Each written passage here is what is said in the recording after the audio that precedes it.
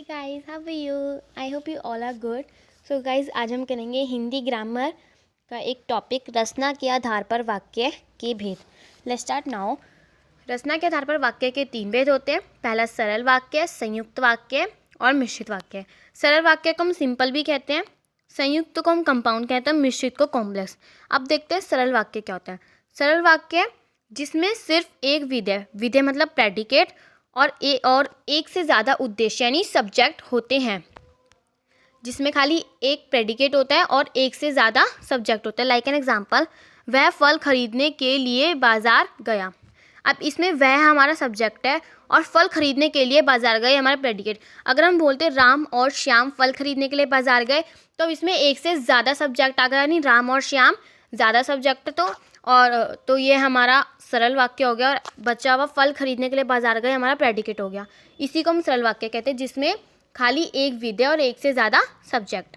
Next देखते हैं संयुक्त वाक्य, जिसमें 2 से ज़्यादा सरल वाक्य और जिसमें समुच्चयबोधक अव्यय द्वारा जुड़ा हो वह संयुक्त वाक्य होता है। लाइक एन एग्जाम्पल, समुच्चयबोधक अव्यय होता है जैसे और, अगर, लेकिन आदि। संयुक्त वाक्य का एग्जाम्पल देखते हैं, जिसमें एक या दो से ज़्यादा सरल वाक्य हों, जैसे कि मैं पढ़ना चाहती थी लेकिन पढ़ नहीं पाई। अब इसमें 2 आ रहे हैं, जिसमें अगर, किंतु, परंतु, लेकिन, ये सब आ जाए। और जैसे कि मैं पढ़ना चाहती थी लेकिन पढ़ नहीं पाई, ये सेंटेंस, इसमें 2 सा वाक्य है। पहला तो ये मैं पढ़ना चाहती थी, दूसरा लेकिन पढ़ नहीं पाई, लेकिन बीच में आ गया पढ़ नहीं पाई, हमारा दूसरा सेंटेंस है। मैं पढ़ना चाहती थी लेकिन पढ़ नहीं पाई, ये हमारा संयुक्त वाक्य, जिसमें 2 से ज़्यादा सरल वाक्य और जिसमें समुच्चयबोधक अव्यय भी जुड़ा हुआ हो। नेक्स्ट देखते हैं मिश्रित वाक्य, जिसमें एक वाक्य यानी एक जो सेंटेंस है वो मेन सेंटेंस पर डिपेंड हो। लाइक एन एग्जांपल, जो विद्यार्थी परिश्रमी होता है वह अवश्य सफल होता है। अब इसमें जो विद्यार्थी परिश्रमी होता है ये हमारा मेन सेंटेंस, और वह अवश्य सफल होता है, ये सेंटेंस हमारे जो विद्यार्थी परिश्रमी होता है इस सेंटेंस पर डिपेंड है।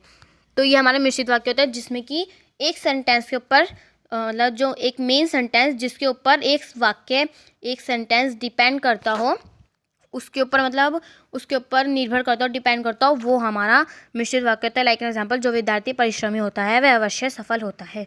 बस ये होते हैं रचना के आधार पर वाक्य भेद। एक बार दोबारा रिविजन करते हैं। रचना के आधार पर वाक्य के भेद के 3 भेद होते हैं। पहला सरल वाक्य, दूसरा संयुक्त वाक्य, तीसरा मिश्रित वाक्य। सरल वाक्य में सिर्फ एक विधेय होता है और बाकी सब सब्जेक्ट होते हैं यानी उद्देश्य। संयुक्त वाक्य में जिसमें 2 से ज़्यादा सरल वाक्य आ जाए और समुच्चयबोधक अव्यय जुड़ा हुआ हो। और मिश्रित वाक्य जिसमें एक जो मेन सेंटेंस पर जो एक वाक्य है यानी जो एक सेंटेंस है वो मेन सेंटेंस पर डिपेंड हो, ये हमारा मिश्रित वाक्य कहलाता है। तो यही थे बस रचना के आधार पर वाक्य के भेद। आई होप आपको समझ आए होंगे।